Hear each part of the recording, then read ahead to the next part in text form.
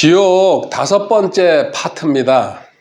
오늘은 지옥의 장소에 대해서 공부할 것인데, 지금까지 2번에 걸쳐서, 그리고 파트로는 4개로 나눠서 첫 시간에 지옥은 없다, 있다, 없다부터 강의를 했습니다. 그 논쟁, 실제적으로는 논쟁거리도 아닙니다. 있습니다.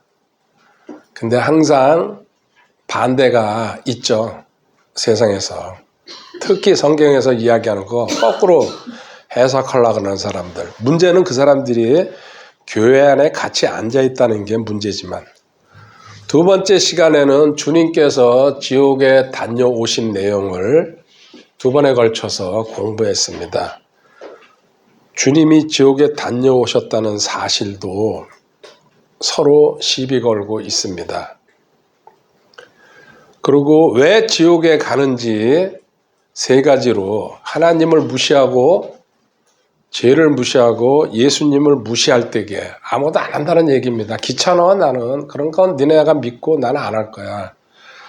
지옥의 쓴맛을 보면은 이제 다물어지겠죠. 오늘 공부할 것은 지옥에 대해서 마무리 이제 2타임입니다. 장소에 대해서 구체적으로 그 장소가 어딘지, 그리고 그 상태, 그러면 그 안에서 벌어지는 일은 무엇일까? 여기에 대해서 핵심 요점만 공부해 보도록 하겠습니다. 디모데전서 2장 4절을 읽으면서 시작하겠습니다. 디모데전서 2장 4절. 그분은 모든 사람이 구원을 받고 진리를 아는 데 이르기를 원하시느니라. 아멘. 먼저 구원, 그 다음에 진리 공부. 그래서 우리가 최소한도 주일날, 아니면 또 뭐 수요일날, 아니면 성경 공부, 아니면 어떤 방식이든지 암송을 하든지 정리를 하든지 진리를 알아야 되는 겁니다. 아는 만큼 보이고, 보이는 것만큼 적용이 되고, 그리고 하나님이 사용하십니다. 세상에서도 지식도요, 공부 잘하는 게 뭐 결코 저도 좋다 나쁘다 말은 못하겠지만 길이 많이 열릴 가능성이 큽니다. 요새는 IT가 이제 뭐 거의 판을 치고 있죠. 그 공대, 전자공학과라든지 그 많이 배운 사람들이 계속해서 뭔가 찾아내고 개척하고 발명하는 거 아닙니까? 성경도 마찬가지죠. 그래서 배움이 먼저냐, 또 뭐 인격이 먼저냐, 어쩌고 저쩌고 싸웁니다. 그 사람들 이렇게 싸우라 그러고요. 자, 구체적인 장소에 대해서 위치입니다. 위치. 물리적인 위치죠. 마태복음 12장 40절에 주님께서 한마디로 콕 찍어서 말씀하십니다. 마태복음 12장 40절. 요나가 밤낮으로 사흘 동안 고래 뱃속에 있었던 것 같이 사람의 아들도 밤낮으로 사흘 동안 땅의 심장부에 있으리라. 아멘.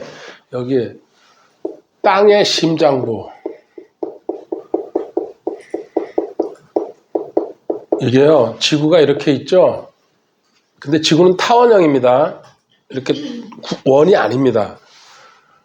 여기서 여기 중심이죠. 이게 핵이라 그러죠. 지구 핵. 뭐냐면은 이게 6,371km랍니다. 뭐 이쪽으로 긴 쪽은 조금 더 길 겁니다. 그러면 지름이 12,600, 거의 13,000km 정도 되네. 6,371km라는 얘기는요, 부산까지 16번 가는 거리입니다. 우리가 무슨 뭐 찾아내기 위해서 시추공을 뚫는다 그러죠? 그 오일이나 땅속에 석유, 또 아니면 석탄 뭐 이런 거 광물 채취하기 위해서 제일 깊이 들어간 시추공이 11.2km라고 공식적으로 나와 있더라고요. 이 11km, 12km가 마리아나 해구 깊이입니다. 바다에서 가장 깊은데 11km면 한 30리 가까이 되잖아요. 작지 않죠. 그리고 그 밑으로는 들어갈 수가 없죠. 왜 그래요? 뜨거우니까.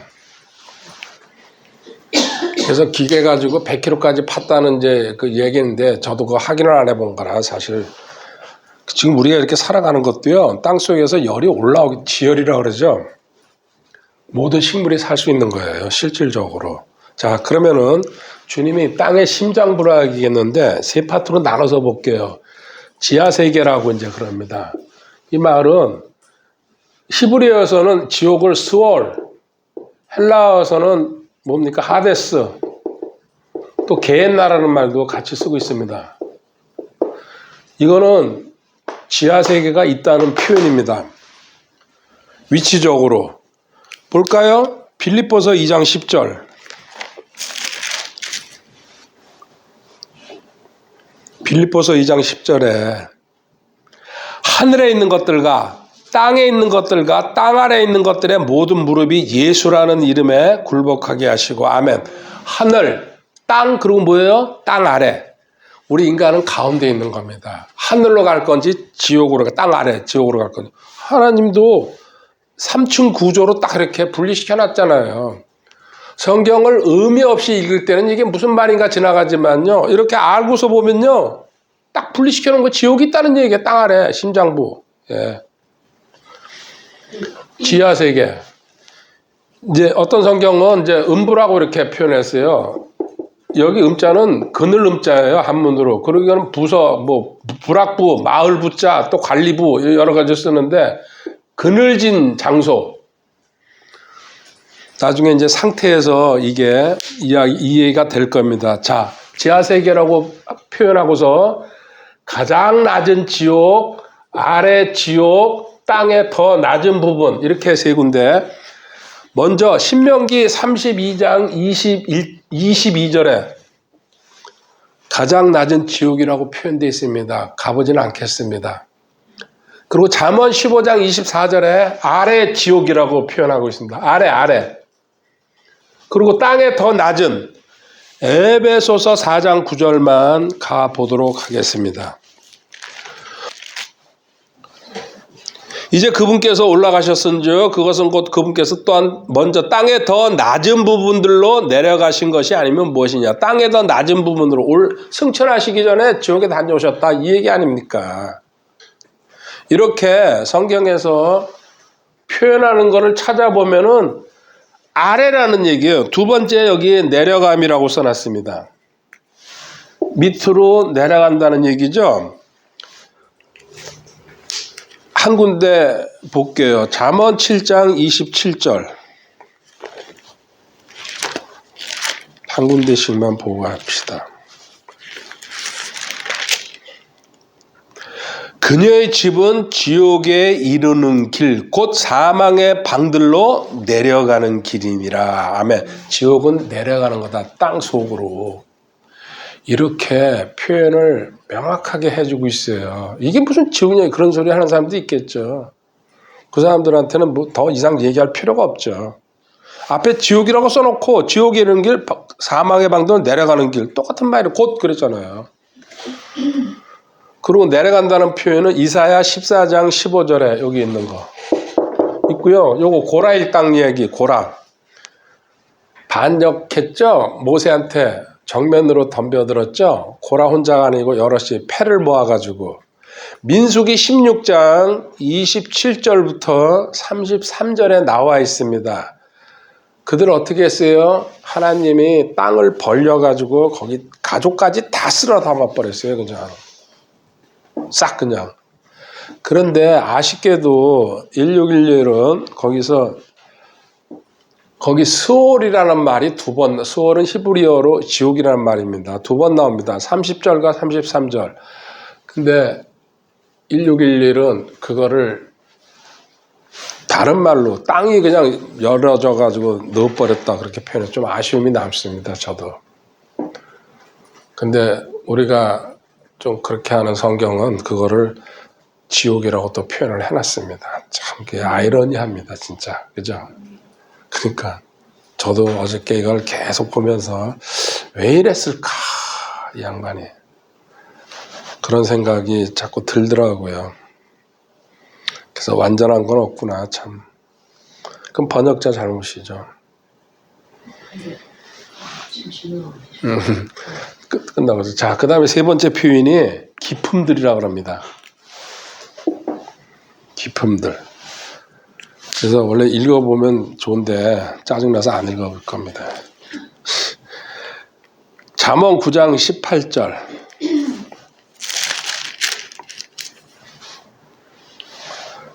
그러나 그는 죽은 자들이 거기 있는 것과 그녀의 객들이 지옥의 기품들 속에 있는 것을 알지 못하느니라. 아멘. 지옥의 기품. 우리가 상상할 수 없는 정도의 사이즈에, 그리고 아까 얘기했죠. 지구 가운데 들어가면 6,300km, 부산까지 400km니까 16번 가는 겁니다. 또 기품 속이라는 표현이 기품 속, 누가복음 8장 31절에 있습니다.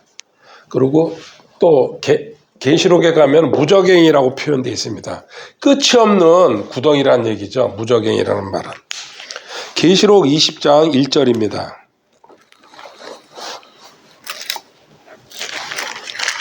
계시록. 또 내가 보니 한 천사가 바닥 없는 구덩이, 이게 무저갱. 열쇠와 큰 사슬을 손에 들고 하늘로부터 내려와. 열리죠? 다음 이제 상태에서 이 내용이 한번 나옵니다. 결국은 예수님이 땅의 심장부에 가서 밤낮 사흘을 계실 거라고 예언하신 것처럼 땅 안에 분명히 어떤 특별한 장소가 있다. 근데 성경의 표현을 제가 가장 좋아하는 거죠. 이런 내용을 모아가지고 정리를 하면요. 의미가 그대로 드러나거든요. 지하세계고 여기 지금 본 대로 다 성경 구절이 있는 겁니다. 그 다음에 내려간다고 표현을 하고 있고 내려가는 길, 내려감, 또 고라일 땅이 거기 실질적으로 내려가는 모습을 성경에 자세하게 썼습니다. 그리고 기품들이라는 표현, 요나서에도 이게 있습니다. 실질적으로. 지옥의 기품, 기품 속 무저갱. 이거 결론은 뭐냐면요. 아모스서 9장 2절에 가보세요. 이건 아주 구체적으로 써놨어요. 아모스서 9장 2절에 그들이 땅을 파고 지옥으로 들어갈지라도 내 손이 거기서 그들을 붙잡으리라. 땅을 파고 들어가다 보면 지옥에 간다. 거기 도망가면 안전할 줄 알지? 내가 붙잡으리라. 반대로 그들이 하늘로 올라갈지라도 내가 거기서 그들을 끌어내리라. 아멘. 하나님 눈앞에서 피할 데 없다는 얘기예요. 어느 누구도 못 피해요. 요나가 도망가다가 배 아래창에 들어가서 자면은 안 붙을 줄 알았죠? 하나님 손에 이 우주에 땅을 파고 지옥으로 들어갈 때 이렇게 명확하게 성경은 써놨는데 저는 정리하면서 그냥 일부분만 그냥 틀로 만들어야 되는 게 보여주는 거예요. 그래도 안 믿는 사람들이 이걸 부정한다는 얘기예요. 어떡합니까? 그래서 하나님은 디모데전서 2장 4절로 시작했습니다. 모든 사람이 구원을 받고 진리를 알기를 원하신다고. 거기에 이제 짝이죠. 베드로후서 3장 9절. 베드로후서 3장 9절에 주께서는 자신의 약속에 대해 어떤 사람들이 더디다고 생각하는 것 같이 더디지 아니하시며 오직 우리를 향하여 오래 참으사 아무도 멸망하지 아니하고 모두 회개에 이르기를 원하시느니라. 아멘. 회개해야 된다. 회개. 지금 하나님이 오래 참고 계십니다. 오래 참음. 한 명이라도 더 회개시키기 위해서. 근데 하나님을 지금 무시하고 조롱하고 멸시하고 그리고 아니 지옥 지금까지 인류 역사의 6,000년 동안 무수히 많은 사람이 들어갔을 겁니다. 지금도 계속 들어가고 있죠. 거기가 그렇게 넓어요? 그렇게 질문하는 사람, 의문 갖고 있는 사람들. 이사야 5장 14절에 답이 나와 있죠. 웰컴 헬 써놨습니다. 입구에다가. 이사야 5장 14절에 그러므로 지옥이 자기를 확장하고 한량없이 자기 입을 벌렸은즉 그들의 영광과 그들의 큰 무리와 그들이 영화 또 기뻐하는 자가 거기로 내려가리로다. 아멘. 여기 자기를 확장하고 한량없이 자기 입을 벌렸은즉 이 말의 뜻은 뭡니까? 들어오는 대로 자꾸 늘어난다는 얘기예요. 나이론 고무, 그 나이론 양말 있죠? 그것처럼 너 들어오는 거 걱정하지 마. 들어오는 자리 있어. 인류가 다 들어가도 거기에 전혀 상관을 안 합니다. 장소에 대해서 봤습니다. 이제 지옥의 그러면 상태는 어떤지 한번 공부하도록 하겠습니다. 계시록 21장 8절을 본문으로 삼고 시작합니다. 계시록 21장 8절에 그러나 두려워하는 자들과 믿지 않는 자들과 간증한 자들과 살인자들과 음행을 일삼는 자들과 마법사들과 우상숭배자들과 모든 거짓말쟁이들은 불과 유황으로 타는 호수에서 자기 목을 받으리니 이것은 둘째 사망이니라. 아멘. 지옥에 들어가면은 그 땅의 심장부에 있습니다. 들어가면은 불과 유황이 너를 반겨줄 것이다. 여기에 붙는 게 뭐죠? 영원입니다. 그 둘째 사망이라는 말을 했습니다. 첫 번째 사람이 몸이 죽는 게 첫 번째 사망이에요. 누구든지 죽어야 됩니다. 그리고 이제 두 번째 혼이 하나님은 혼을 처벌하는 게 지옥입니다. 여기 들어가면 이제 꺼낼 방법이 없습니다. 그런데 여기 들어가는 사람들 8가지 종류를 이야기하고 있습니다. 이것을 잘못 해석하는 사람들은 이거 봐 행위로 구원받는 거야 이런 나쁜 짓 하니까는 지옥에 들어가잖아 써놨어요. 사실 보면요. 두려워하는 자들과 8가지입니다. 이게 두려워하는 자들과 믿지 않는 거 그럴까요? 아니에요. 어떤 경우에도 신약 성경은 은혜로 구원받습니다. 하나님의 선물입니다. 그게 사장생 회마입이죠. 이걸 벗어나는 일은 없습니다. 이 대원칙이 있고 이거 대원칙입니다. 근데 여기 이게 구원입니다. 실질적으로. 그런데 여기 왜 8가지 이렇게 써놨냐. 구원받지 못한 사람들, 지옥에 있는 사람들을 분류를 하니까는 이런 자들, 구원받지 못해서 하는 일들이 뭐예요? 맨 먼저 나오는 게 두려워하는 자들. 삶을 살면서 끊임없이 문제에 대해서 이 근처도 있잖아요. 그래서 제가 암송 제일 첫 번째 뭐 시키는 거예요? 예, 하나님께서는 우리에게 두려움의 영을 주지 아니하시고 권능과 사랑과 건전한 생각의 영을 주셨느니라. 그래서 1번으로 저 삼은 거예요. 하나님을 인격적으로 만나지 못하는 사람들은요, 무슨 일에든지 염려, 근심, 걱정, 두려움으로 살아가는, 나왔잖아요. 그 통계를 내니까는. 그 뜻이에요. 믿지 않는 자들, 이건 예수님 믿지 않는, 복음 믿지 않는 자들, 가증한 자들, 살인자들, 음행을 쌓는 자들, 마법사, 우상숭배자, 모든 거짓말을 습관적으로 계속하는 사람들, 구원받지 못했을 확률이 100%라는 얘기예요. 지금 성경대로 보면요. 잠시나 어쩔 때는 할 수 있죠. 그걸 얘기하는 거예요. 그들의 특징을 얘기하는 건데, 이거 행위구원이잖아. 그렇게 말하면 안 된다는 얘기 지금 하고 있습니다. 자, 불과 유황에 있는 지옥 내부를 과거에 저희도 지구과학이라고 있었어요. 공부해, 지구과학. 요새는 있는지 없는지 모르겠네요. 지구 어떻게 돼 있어요? 지각이죠? 껍데기. 그 다음에 그 밑에 멘틀이죠? 그 다음에 외핵, 내핵 이렇게 내려갑니다. 그런데 가장 중심부에 내핵일 때게 거기 온도가 대략 몇 도냐면요. 5,400도에서 6,000도래요. 이게 어떤 온도예요? 태양이 1억 6,800만 킬로가 떨어져 있어요. 거기서 오는 그 태양 표면의 온도예요. 태양 표면의 온도가 6,000도라고 보통 얘기해요. 그게 땅속에 내핵에 6,000도 기본으로 갖추고 있다. 태양 그 멀리서 오는데 우리 따뜻하잖아요. 그죠? 여름에 땀나고. 근데 그게 내 눈앞에 있어요. 생각해봐요. 그리고 또 쉽게 표현하자면은 옛날에 이게 제가 복음 저거 쓸 때게 다 한 거를 제가 기억하고 있는 거죠. 포항제철에 용광로에서 센 물 끓이는 거 맞죠? 그걸 고루라 그러는데 그게 1500도야 기본이.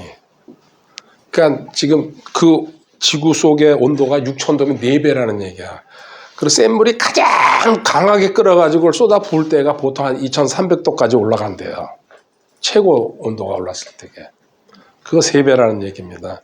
사람 거기 되면 어떻게 돼요? 그냥 흔적도 없이 사라져 버려요. 근데 6000도가 지구 안에 실질적으로 그 용암, 마그마 그 안에서 거기 불만 있어요. 유황도 여기 선물 세트를 제가 써놓은 거예요. 하나님이 준비하신. 자, 불타는 용광로. 마태복음 13장 40절부터 42절까지입니다. 중간중간 찾아 읽도록 하겠습니다. 다 읽으면 참 좋은데 저도 읽고 싶죠. 마태복음 13장 40절에 그런즉 가라지를 모아 불에 태우는 것 같이 이 세상 끝에도 그러하리. 이 세상 끝에 되면요 하나님의 심판, 사람의 아들이 자기 천사들을 보낼 것이요 그들이 실족하게 하는 모든 것과 불법을 행하는 자들을 그의 왕국에서 모아다가 불타는 용광로 속에 던져 넣으리니 거기서 통곡하며 이를 갈미으리라. 아멘. 불타는 용광로라고 표현했어요 예수님께서. 그래서 지금 여기 3개 써놨습니다. 꺼지지 않는 불이고 지옥불이고 영원한 불. 이 꺼지지 않는 불은 마태복음 3장 12절, 지옥불은 마태복음 5장 22절, 그리고 영원한 불은 마태복음 18장 8절입니다. 요거 3개 전부 주님께서 직접 말씀하신 겁니다. 성경의 모든 내용은 진리지만 특히 하나님이신 주님께서 직접 말씀하신 것 저는 더 위에다 둡니다. 나머지는 그거를 해석하는 성경이기 때문에 같은 급이라고 생각은 저는 안 합니다. 자, 이게 첫 번째 불타는 용광로. 겨울에는 따뜻하고 좋죠. 근데 그게 아까 6000도라 그랬어요. 그리고 영원히 그 안에 있다고 한번 생각해 보세요. 따뜻한 정도가 아니죠, 사실. 두 번째, 어둠이라고 이제 표현하고 있습니다. 참 이게 진짜 기가 막힌 단어예요. 우리 주변에 모든 불이라는 것은 빛이 나와요, 그죠? 그리고 그 불이 있으면은 빛이 있으면 어둠이 없는 거예요. 근데 반대로 어둠이라고 써놨어요. 그 6000도의 그 용암 마그마가 그냥 들들 끓고 있는데, 자, 마태복음 25장 30절에는 바깥 어둠에 던져버리라. 바깥 어둠, 여기서 나오는 표현은 이겁니다. 바깥 어둠에 던져버리라. 하나님의 임재가 차단됐다. 하나님의 임재가 차단됐다는 뜻입니다. 이제 이게 발전해야 돼요. 마태복음 25장 30절이죠. 베드로후서 2장 17절은 찾아보겠습니다. 베드로후서 2장 17절.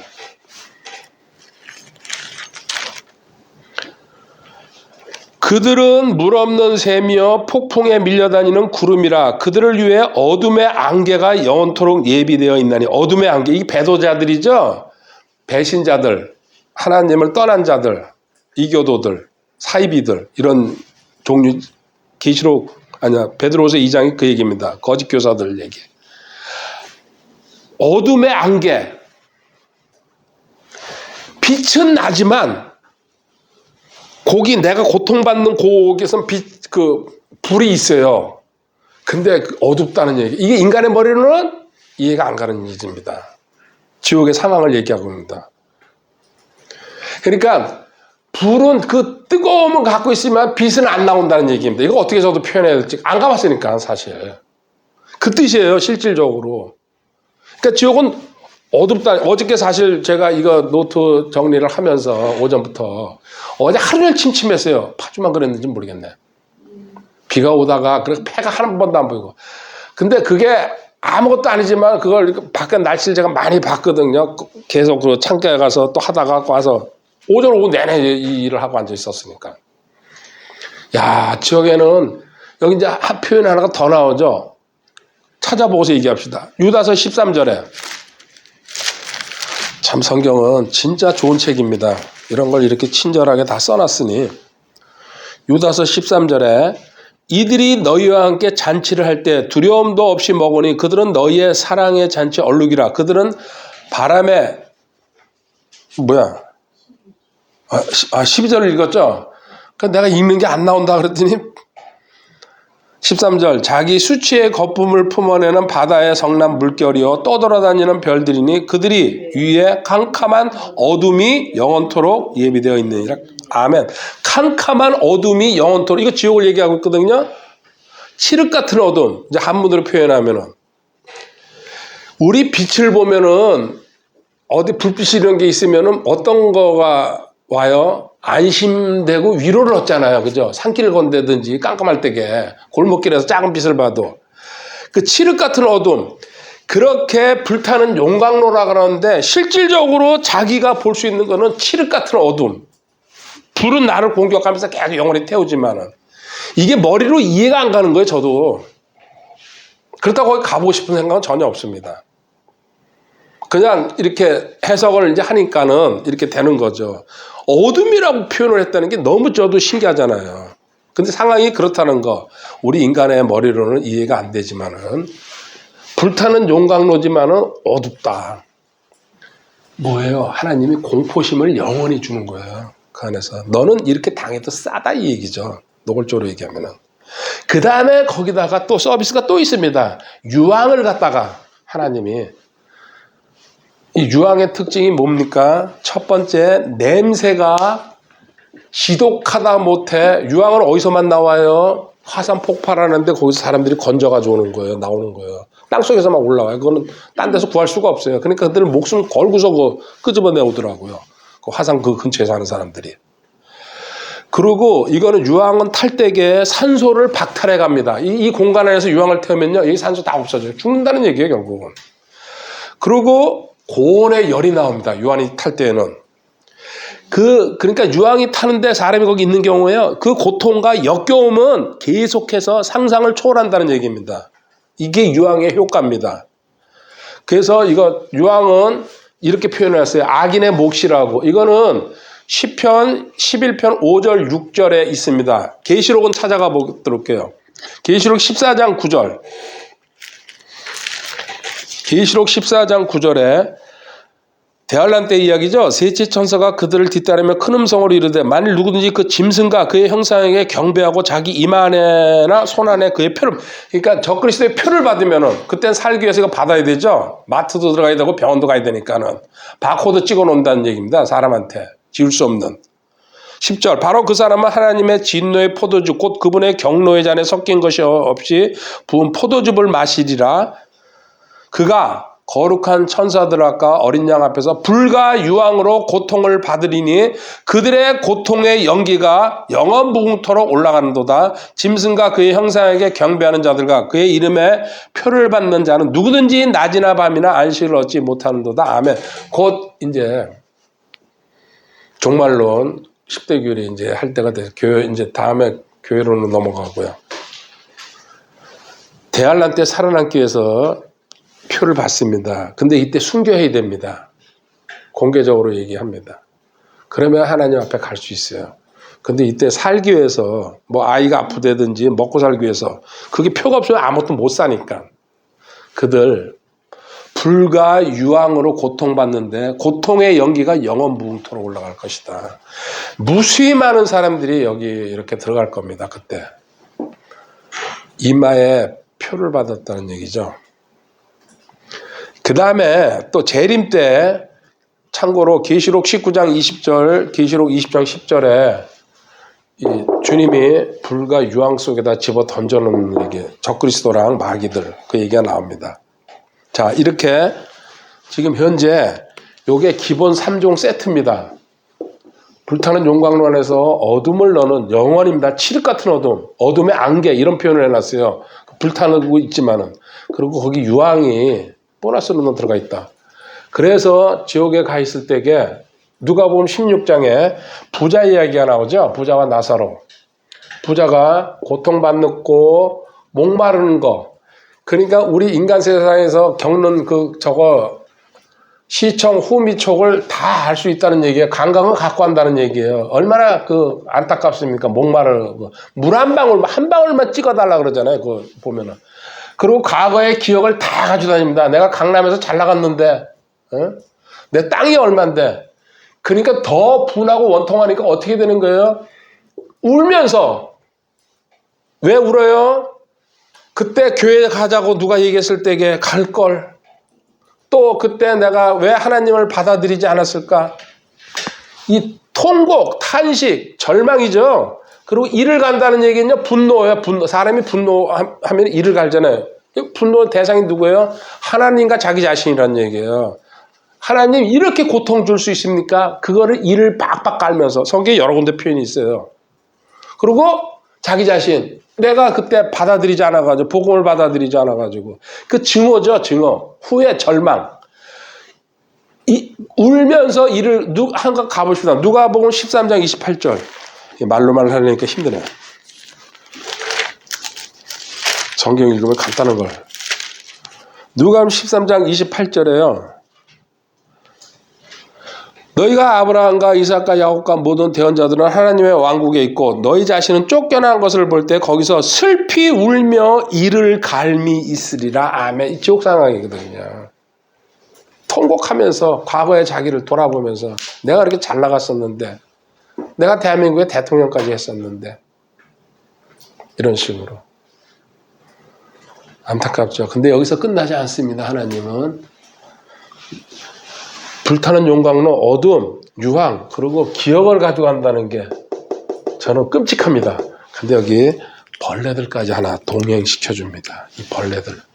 지옥에 너희만 있는 게 아니고 벌레가 있는데, 마가복음 9장 44절 가보세요. 그런데 여기도 오늘도 내일도 차곡차곡 계속 채우고 있습니다. 마가복음 9장 44절에 거기서는 그들의 벌레도 죽지 아니하고 불도 꺼지지 아니하리라. 46절 48절에 세 번을 예수님이 반복했어요. 3이라는 숫자는 하나님의 완전 숫자라고 합니다. 삼일째 하나님이시잖아요. 더하고 뺄 필요도 없다. 여기 그들의 벌레라 그랬어요. 해석을 이제 여러 가지로 합니다. 각 개인을 맡은 그 담당자들, 벌레가 있을 것이다. 지옥에 들어가면 다 벌레라고 표현이 되는 거예요. 근데 이제 저는 이렇게 또 이렇게 많은 이제 저랑 동조하는 사람들도 많이 있습니다. 저는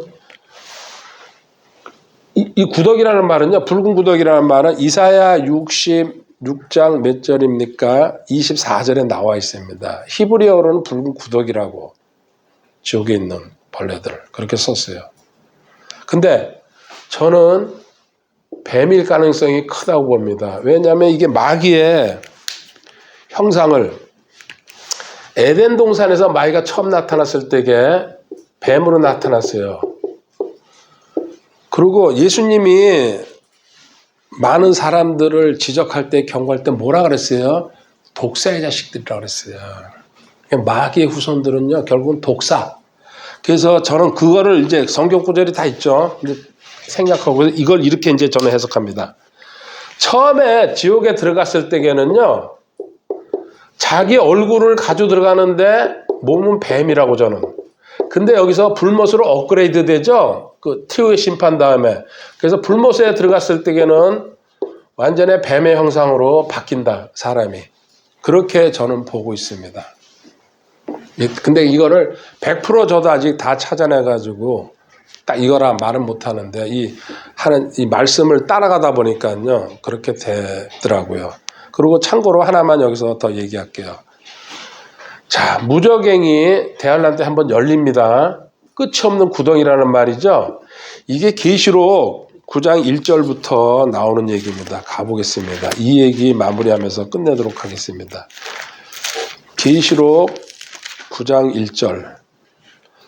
다섯째 천사가 나팔을 불기에 내가 보니 별 하나가 하늘로부터 땅으로 떨어졌는데 그가 바닥 없는 구덩이 열쇠를 받았다. 그가 바닥 없는 구덩이를 여니 그 구덩이에서 큰 용광로에 연기 같은 연기가 올라오며 해와 대기가 그 구덩이 연기로 인해 어두워지며. 뚜껑이 열렸다는 얘기죠. 지옥. 그래가지고 땅으로 이게 올라옵니다. 연기가 올라오면서. 여기에 올라오는데 3절 메뚜기들이 연기 속에서 나와 땅 위로 올라오는데 그것들이 땅에 있는 전간들을 걷는 것 같은 걷는다. 그래가지고 이것들이 5달 동안 대환란 때 사람들을 괴롭히는데요. 7절에 그 모양을 써놨어요. 그 메뚜기들의 모양은 전투를 위하여 예비한 말들 같고 그것들의 머리에는 금과 같은 간이 있으며 그것들의 얼굴은 사람의 얼굴이고 제가 이게 써놨습니다. 쭉 11절까지 읽어보면 되는데요. 자, 그 메뚜기 같은 것들이 올라왔는데 이게 지옥의 벌레의 일종입니다. 먼저 말과 같고 그 다음에 머리에 금관을 썼고 그 다음에 사람의 얼굴을 하고 그 다음에 여자의 머리털 그리고 이빨은 사자의 이빨 그리고 철흉갑 가슴에는 철흉갑을 입었다는 얘기입니다. 철흉갑 그리고 날개가 달렸고 전갈에 꼬리가 있다. 이거 상상됩니까? 그러면 이걸 이렇게 얘기할게요. 이제 보세요. 말이라는 건 뭐예요? 속도를 얘기하는 거. 인간보다 훨씬 빨리 뛰잖아요. 그들은 쌩쌩거리면서 달린다는 얘기죠. 그 다음에 머리에 금관을 썼다는 건 이건 권세가 있고 통치자예요. 옛날에 왕이 쓰는 거니까. 그 정도 그 지옥에 있지만은 권세자들이란 얘기죠. 그 다음에 사람의 얼굴을 가졌다는 건 이건 지성을 얘기합니다. 사람들은 지성적이라고 얼굴이 그런 뜻이거든요. 사람의 얼굴에 지성이 다 나타난다.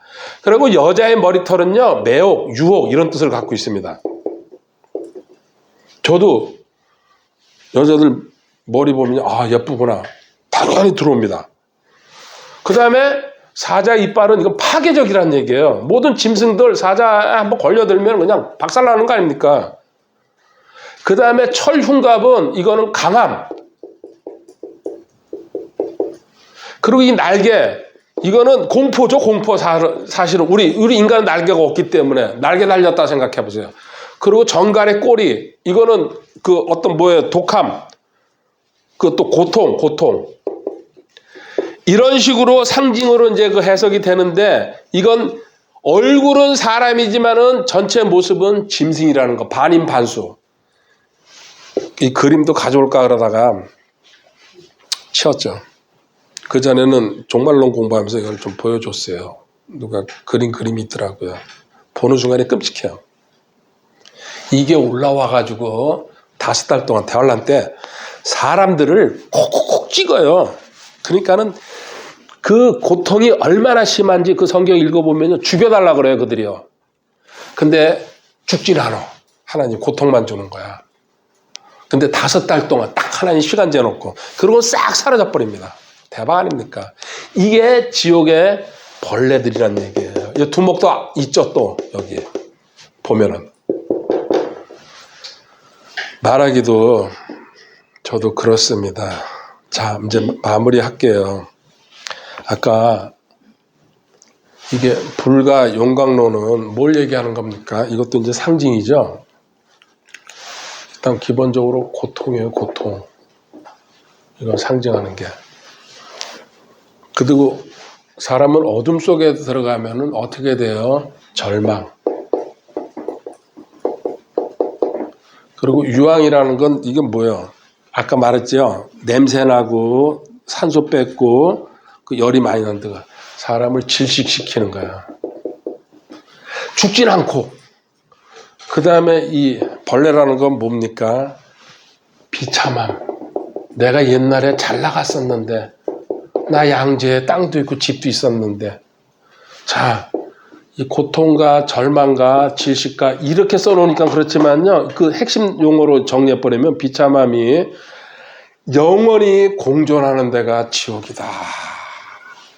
그래서 히브리서 2장 3절에 하나님께서 우리한테 경고하십니다.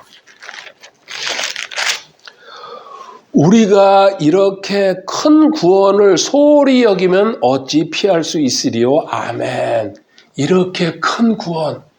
너 구원 받았기 때문에 고통 속에서 절망 속에서 질식 속에서 비참함 속에서 그리고 이 벌레들과 같이 지옥 벌레들 이 개상망측하게 생긴 이 벌레들과 영원히 너는 거기서 거주해야 된다.